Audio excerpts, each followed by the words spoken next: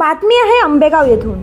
विविध स्थानिक मागण्यांसाठी आंबेगाव पंचायत समिती कार्यालय येथे महाराष्ट्र राज्य अंगणवाडी कर्मचारी सभा व कृती समितीचा मोर्चा काढण्यात आलाय। महाराष्ट्र राज्य अंगणवाडी कर्मचारी सभा व कृती समिती आंबेगावच्या वतीने आंबेगाव तालुक्याच्या अध्यक्षा कलावती पोटकुले यांच्या मार्गदर्शनाखाली सर्व तालुक्यातील अंगणवाडी सेविका व मदतनीस यांनी मोठ्या संख्येने दिनांक 28 व 29 मार्च रोजीच्या देशव्यापी संपात सहभागी होऊन स्थानिक प्रश्नाच्या बाबतीत घोडेगाव येथील मराठा शाळापासून ते बाजारपेठेत मोर्चा काढून यावेळी केंद्र सरकारच्या अडमुठ्या धोरणाचा निषेध करण्यात आला।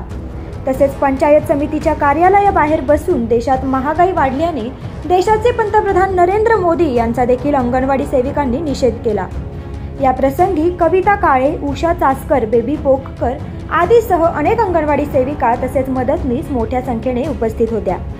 मोबाईलचा विषय वरील पातळीवरचा असूनही सेविकांवरही भरण्याची सक्ती करणे, स्थानिक पातळीवर अंगणवाडीसाठी लाईट बिल भरणे, रंगोरंगोटी त्वरित करून मिळणे, स्थानिक रिक्त जागा त्वरित भराव्या, सुपरवायझर यांची मनमानी तसेच 10 ते 15 वर्ष एकाच ठिकाणी एकाच बीटमध्ये असणाऱ्याची त्वरित बदली व्हावी, तसेच पुढारींचा मनमानी कारभार व सेविकांना होणारा आर्थिक मानसिक त्रास त्वरित थांबवावा आदी मागण्यांचे निवेदन आंबेगाव तालुका पंचायत समितीच्या उपगट विकास अधिकारी अर्चना कोल्हे तसेच बाल विकास प्रकल्प अधिकारी प्रीतम बारभुवन यांना देण्यात आले। तसेच याबाबत तातडीने निर्णय घेण्यात यावा अशी कळकळीची मागणी देखील करण्यात आली। या बातमीचे दृश्य पाठवले आहेत आमचे आंबेगाव ब्युरो चीफ मोहसिन काठेवाडी यांनी। पाहूयात।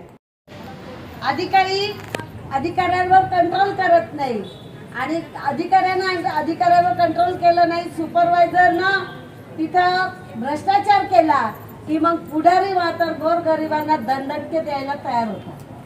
आणि हे 1982 पासून आंबेगाव तालुक्यामध्ये कधी झालं नव्हतं आणि ते आता सुरू झालंय।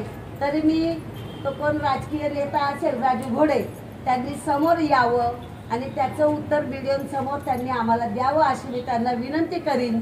मग ते कुठल्याही संघटनेचे असो, ना आम्ही खाल्लं ना खाऊन देणार, नाही आम्ही खाल्लं ना खाऊन देणार आणि जर आमच्या नादाला लागलं तर त्याला आम्ही मातीतच घालणार। तरी कृपया आपल्याला ऊन लागते, मला पण माहिती आहे। मी सकाळी आले तेव्हापासून ऊनच आहे, कोर्टाकडनं इकडे आली आहे, आता इथून पुन्हा कोर्टात जायचं आहे। तरी पण मी बीडीओ साहेबांना लवकरात लवकर विनंती करेल की तुम्हाला पण लांब जायचं आहे, गाड्यांचं संप तर चालूच आहे। संप बस चालू झाले म्हणजे संप मिटलाय का? नाही। तर आज बस चालू झाली म्हणजे ते बस कोणासाठी आहे? जे सारखे सारखे प्रवास नोकऱ्या करतात त्यांच्यासाठी। पण माझ्या एसटी कामगारांवर अन्याय झालाय, लाईट चालू करणाऱ्या वायरमॅनवर अन्याय झालाय, लाईनमॅनवाल्यावर अन्याय झालाय, रोजगार कंपन्या बंद झाल्या त्याच्यावर अन्याय झालाय। उद्या तुमचं माझं सुद्धा खाजगीकरण करणार आहे त्या मोदी सरकारचं वाटोळं हो एकदाचं। आमच्या राज्याचंच नव्हे तर गोरगरिबांचं वाटोळं केलंय।